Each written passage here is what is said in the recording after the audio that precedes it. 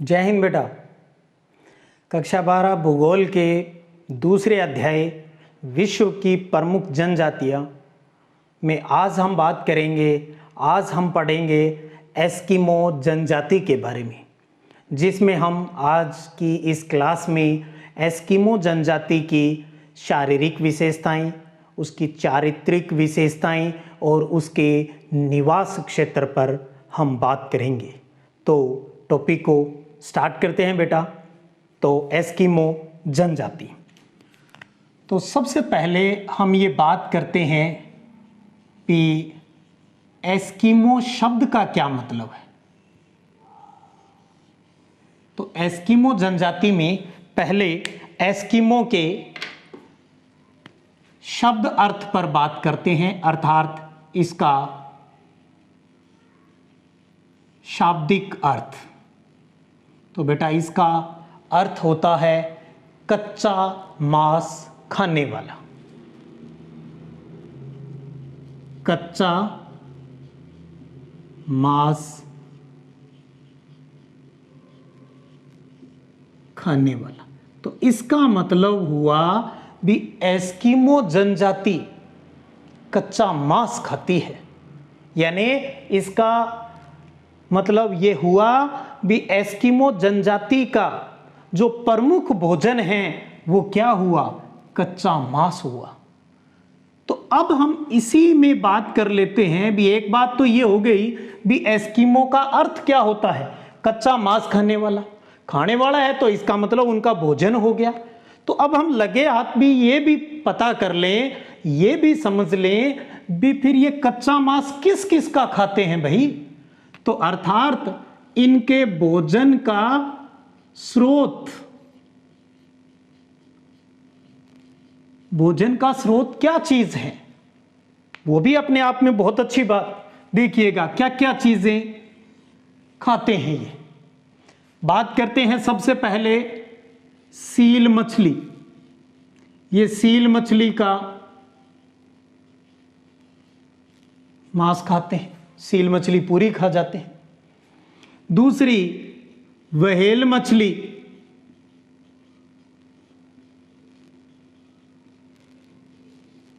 Whale मछली का मांस खाते हैं ये। उसके बाद बात करें बेटा ये वालरस। वालरस एक जलीय जीव है टुंड्रा प्रदेश का। उस जलीय जीव को खा जाते हैं, उसके मांस को खा जाते हैं। और इस वालरस को सी लोयन भी कहा जाता है, समुद्र का शेर है भाई। तो ये सील मछली का मांस खाते हैं, ये व्हेल मछली का मांस खाते हैं। ये वालरस एक जलीय जीव है, यूं कहते हैं बहुत बड़ी मछली है, उसका मांस ये खा जाते हैं। ये इस क्षेत्र में पाए जाने वाले कैरिबो बारहसिंगा, कैरिबो बारहसिंगा, इसका मांस खा जाते हैं ये जो ध्रुवीय प्रदेशों में पाए जाने वाले जो भालू हैं, ध्रुवीय भालू का मांस भी खा जाते हैं। तो एस्किमो कच्चा मांस खाते हैं। कच्चे मांस में ये सील मछली, व्हेल मछली, वालरस, कैरिबो बारहसिंगा और ध्रुवीय भालू इनको खाते हैं। तो अब आप देखिए करते, अब भोजन प्राप्ति के लिए फिर ये क्या करते होंगे, इसका मतलब इन्हीं का शिकार करते होंगे। तो इससे इन चीजों से आप देखिए बड़ा सारी बातें बेटा अपने आप निकल रही है। हम कुछ नहीं करें, हमने तो एक चीज पढ़ी है अभी, इसका शाब्दिक अर्थ क्या होता है ये बता दो हमें। हमारे विद्वानों ने बता दिया भी कच्चा मांस खाते हैं, तो इसका मतलब भैया भोजन में ये यही सब कुछ खाते हैं, कच्चा मांस। तो अब हमें ये पता करना है भी कच्चा मांस किसका खाते हैं। फिर हमने इसकी बात कर ली भी इनका मांस खाते हैं।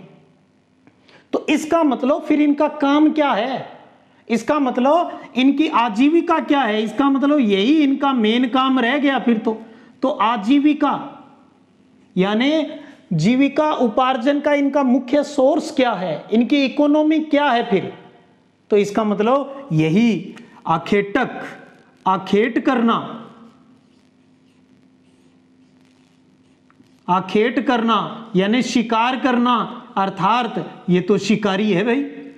इसका मतलब पता चल गया भी आजीविका, ये तो आखेटक है, शिकारी है, यानी शिकार करना। अब यहां आप समझ ले फिर शिकार किसका करेंगे? ज्यादातर तो हमने मछलियां ही लिखी है, तो हम कह सकते हैं मछली का शिकार करना, यानी मछली पकड़ना इनका मुख्य काम है। पकड़ के क्या करेंगे? एक ही टाइम में तो खाने से रहे, इकट्ठी कर लेंगे, संग्रहण की आदत है। तो अपने इन भोजन को प्राप्त करने के लिए ये शिकार करते हैं, आखेट करते हैं। मछली पकड़ना, उनका संग्रह करना, यही इनकी आजीविका का प्रमुख आधार है। अब देखिए बेटा, एस्किमो, याद कीजिए आपने इसके पाठ परिचय में यह जरूर पढ़ा होगा, एस्किमो का जनजाति का संबंध किस प्रजाति से है। वहां मैंने आपको बताया था, इसके 3 विभाग जो प्रभाग है वो मैंने आपको बताए थे। तो अब यहां एक हम बहुत अच्छी बात करने जा रहे हैं भी, एस्किमो जनजाति का जो संबंध है वो किस प्रजाति से है, यानी संबंधित प्रजाति की बात कर रहे हैं। एस्किमो जनजाति का संबंध बेटा किस प्रजाति से है? तो ध्यान रखिएगा, वो प्रजाति है जिस पर हमने पहले भी बात की है, वो है मंगोल प्रजाति। त्वचा के रंग के आधार पर हमने पढ़ा मंगोल प्रजाति।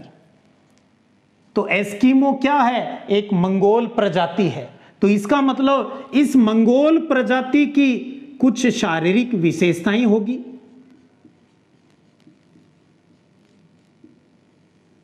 तो मंगोल जब एस्किमो में है तो इसका मतलब एस्किमो की भी जो खासियत है वही मंगोलों की खासियत है। तो अब हम एस्किमो की विशेषताएं पढ़ लें। हम हमारे टॉपिक को समझने की दृष्टि से और परीक्षा की दृष्टि से भी हम इसकी विशेषताओं को 2 तरीके से पढ़ना चाहेंगे। पहला तो पढ़ना चाहेंगे बेटा इसकी फिजिकली यानी बाहरी रूप, शारीरिक विशेषताओं के आधार, यानी बाहरी लक्षण इसके कैसे हैं। और दूसरा हम पढ़ना चाहेंगे इसके कैरेक्टर के बारे में, यानी इसका बेटा चारित्रिक विशेषताओं के बारे में। तो एक तो हम बेटा बात करेंगे इसके फिजिकल कैरेक्टर पर और यानी विशेषताओं पर, कैरेक्टरिस्टिक्स पर, और एक इसके कैरेक्टर पर यानी चारित्रिक विशेषताओं पर बात करें। तो सबसे पहले हम शारीरिक विशेषताओं पर बात करें तो इन मंगोल का अर्थात इस एस्किमो जनजाति का जो चेहरा है, ये चेहरा इनका सपाट होता है। चेहरा सपाट होता है और चौड़ा होता है। सपाट और चौड़ा होता है। एस्किमो जनजाति के लोगों की जो नाक है बेटा, वो नाक चपटी होती है। तो नाक चपटी होती है इनकी। इनका जो जबड़ा होता है वो बहुत हेवी होता है, यानी इनका जबड़ा भारी होता है। जबड़ा इनका भारी होता है। इनके जो दांत है बेटा वो सफेद होते हैं। कोलगेट करते हैं नहीं करते उसकी बात नहीं कर रहे, लेकिन नेचुरली इनके दांत सफेद होते हैं, बहुत ज्यादा। दांत सफेद और मजबूत होते हैं। अब मजबूती तो समझ गए होंगे, प्रकृति ने इन्हें दी है ये चीज, क्योंकि इन्हें तो ये मांस खाना है भाई, इसलिए इनके दांत मजबूत भी है। रट्टा नहीं मारना है बेटा, जीना है हमें इनके साथ टॉपिक को समझने के लिए भी। हाँ, इनका चेहरा सपाट है, चौड़ा है, इनकी नाक है वो चपटी है, जबड़ा है वो भारी है, दांत सफेद और मजबूत है। इनके जो बाल होते हैं, इनके बाल बड़े गंदे होते हैं। इनके बाल हैं वो भद्दे होते हैं और काले होते हैं। और आपको और बता दूं बेटा, ये बाल कटवाते भी नहीं हैं, बाल इनके खड़े से रहते हैं ऐसे। महिलाएं तो हैं वो जूड़ा बना लेती है इनका, ठीक है। और उसके बाद हम बात करें बेटा इसकी त्वचा की, जो मंगोल का हमने बताया भी आपको। तो मंगोल है तो अपने आप क्लियर हो गई ये बात भी, इनकी जो त्वचा है यानी स्किन है वो पीली होती है, यानी पीली भूरी। तो इनकी त्वचा पीली भूरी है, क्योंकि तभी इनका नाम मंगोल पड़ा है। इनकी बेटा जो आंखें हैं, इनकी एस्किमो की आंखों की बात करें तो गहरी कत्थई व तिरछी होती है। इनकी आंखें गहरी कत्थई और तिरछी होती है। और लास्ट में बात करते हैं बेटा इनके पूरे शरीर पर। तो इनका पूरा शरीर है बेटा वो हष्ट पुष्ट होता है। इनका जो शरीर है वो हष्ट पुष्ट होता है, पूरा मजबूत होता है। तो शरीर इनका हष्ट पुष्ट होता है। तो बेटा देखिए बहुत अच्छी बात भी, एस्किमो की शारीरिक विशेषताएं बताएं। चेहरा सपाट और चौड़ा, नाक चपटी होती है, जबड़ा भारी है, दांत सफेद और मजबूत होते हैं, बाल इनके भद्दे और काले होते हैं, त्वचा इसकी पीली और भूरी होती है, आंखें इनकी गहरी कत्थई और तिरछी होती है, इनका शरीर है वो हष्ट पुष्ट होता है। तो ये शारीरिक विशेषताएं थी। अब बात करते हैं बेटा चारित्रिक विशेषताओं पर बात करते हैं। इसमें हम सबसे पहले बात करते हैं इनके स्वभाव पर, इनके टेम्परामेंट पर बात करते हैं। इनका स्वभाव कैसा होता है? एस्किमो जनजाति का जो बेटा स्वभाव है वो बहुत ही सिंपल यानी सरल और हंसमुख होते हैं। ये बड़े जोली, बड़े खुशी का भाव इनके चेहरे पर रहता है, हंसमुखी होते हैं, हंसमुख होते हैं। जैसे जब हम एक छोटे बच्चे को देखते हैं, एक छोटे बच्चे का जो स्वभाव है वो बहुत ही सरल और हंसमुख होता है, सेम यही बात एस्किमो के लिए है। इनका स्वभाव बहुत सरल और हंसमुख होते हैं। ठीक है। दूसरी बहुत ही प्यारी खासियत इनकी, कितनी भी बड़ी विकट परिस्थिति आ जाए, कितने बड़ा संकट इनका सामने आ जाए, ये विचलित नहीं होते, ये धैर्य नहीं खोते। तो हमें कुछ चीजें इनसे सीखनी भी है भी, कितनी बड़ी विकट संकट की परिस्थिति आ जाए, घबराना नहीं चाहिए, विचलित नहीं होना चाहिए, अपने विवेक को नहीं खोना चाहिए। तो हम इस बात को लिखेंगे भी, ये कठिन संकट काल में, कठिन संकट काल में विचलित नहीं होते, विचलित नहीं होते हैं, अपने विवेक को बनाए रखते हैं, अपने विवेक को बनाए रखते हैं। ये बड़ी इनकी स्वभाव के साथ बड़ी खास बात है इनकी। बड़े गंभीर रहते हैं, अपने विवेक को बनाए रखते हैं और कठिन संकट काल में भी ये विचलित नहीं होते। उसके अलावा अगर हम बात करें बेटा तो हम इसमें ये लिख सकते हैं भी, ये कभी झूठ नहीं बोलते। बड़ी खासियत है, ये कभी झूठ नहीं बोलते। एस्किमो कभी झूठ नहीं बोलते। एस्किमो जनजाति के लोग कभी चोरी नहीं करते, न चोरी करते न झूठ बोलते। बड़ा सरल हंसमुख स्वभाव और संकट विकट परिस्थिति में भी विचलित नहीं होते, अपना धैर्य नहीं खोते और अपने विवेक को बनाए रखते हैं। और इनकी जो जनसंख्या है बेटा लगभग 10 लाख जनसंख्या है, वो पूरे विश्व में पाई जाती है। और आगे अब हम बात करते हैं इसके निवास क्षेत्र पर। अब बात कर रहे हैं बेटा अपने एस्किमो जनजाति के निवास क्षेत्र पर, यानी इनका घर कहाँ है। तो बेटा एस्किमो जनजाति पिछले 10,000 वर्षों से लगभग 10 लाख की जनसंख्या में पूरे विश्व में पाई जाती है। और मानचित्र की सहायता से हम ये समझने की कोशिश करेंगे भी इनकी लोकेशन कहाँ है।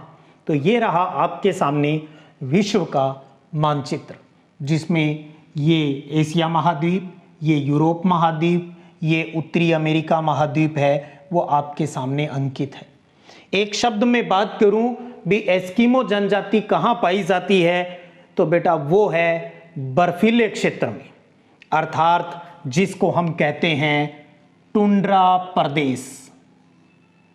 तो एस्किमो जनजाति किस क्षेत्र में निवास करती है? टुंड्रा प्रदेश में निवास करती है। तो टुंड्रा प्रदेश कहाँ है या किसे कहते हैं टुंड्रा प्रदेश? ऐसा क्षेत्र जहां हमेशा बर्फ जमी रहती है, जहां बर्फ की आंधियां चलती है, जहां या यूं कहें एक बर्फ का रेगिस्तान है, जहां पर कोई वनस्पति नहीं है, उसको कहा जाता है टुंड्रा प्रदेश।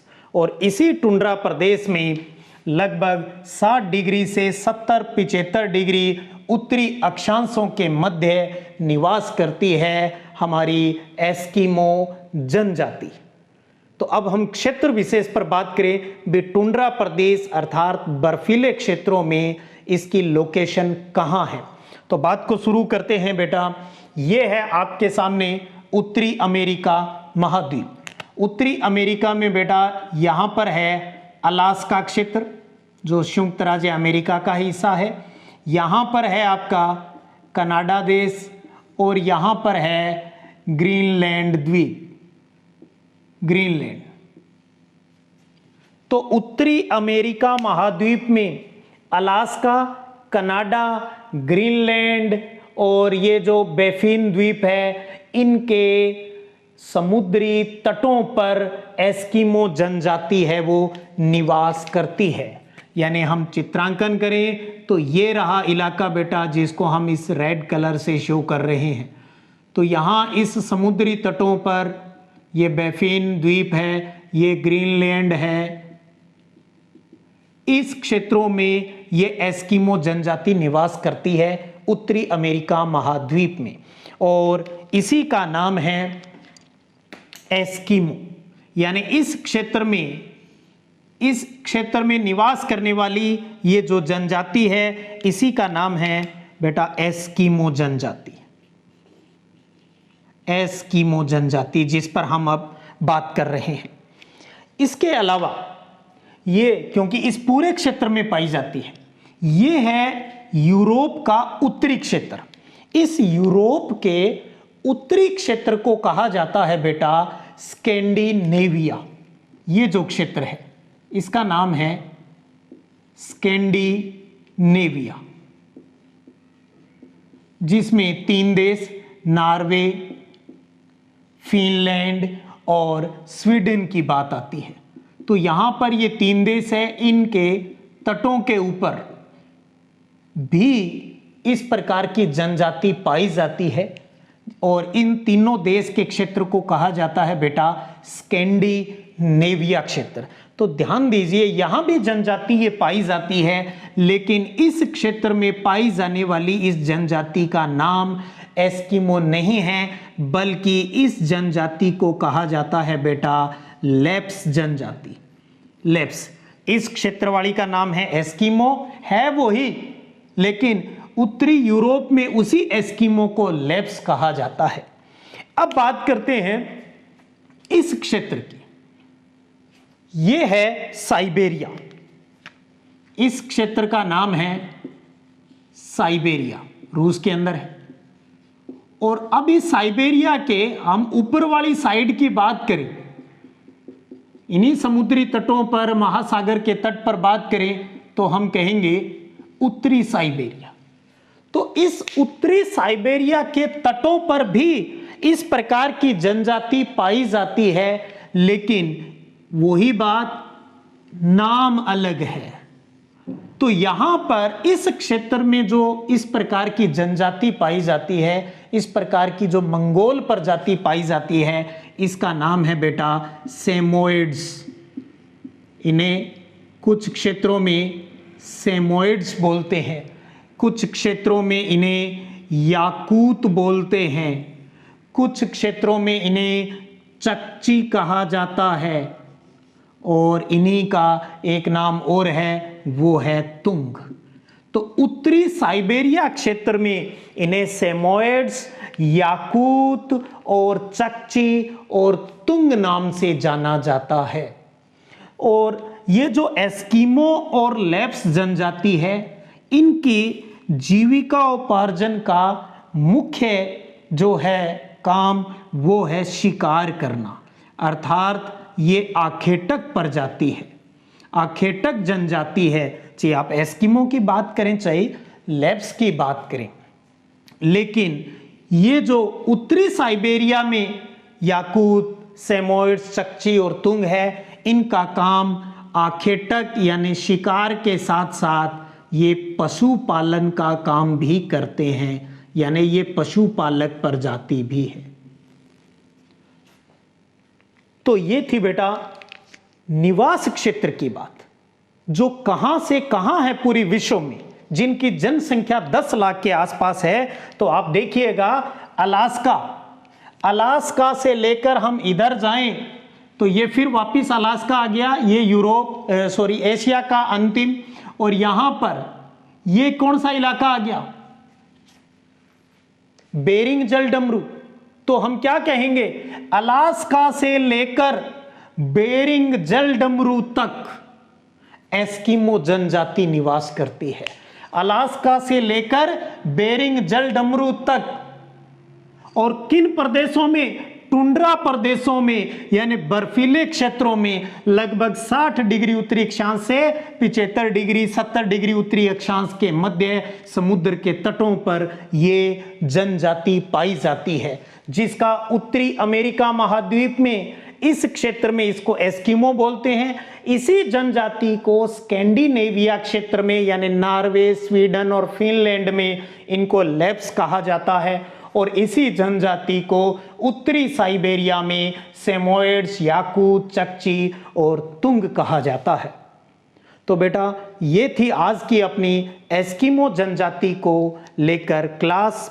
और आज की इस क्लास में हमने पढ़ा एस्किमो जनजाति की शारीरिक विशेषताएं, उसकी चारित्रिक विशेषताएं और उसके निवास क्षेत्र पर हमने बात की। और इसी टॉपिक को अगली क्लास में आगे बढ़ाएंगे और एस्किमो जनजाति के बारे में और जानकारी हम प्राप्त करेंगे। उम्मीद करता हूँ आज की क्लास से आपको फ़ायदा मिला होगा। इसी प्रकार आप पढ़ते रहिएगा, बढ़ते रहिएगा। और आपका कोई भी प्रश्न हो, कोई भी समस्या हो, आप नीचे कमेंट बॉक्स में अवश्य लिखें। मैं पूरी कोशिश करूँगा आपके प्रश्नों के जवाब देने की। तो ये थी आज की क्लास। जय हिंद बेटा।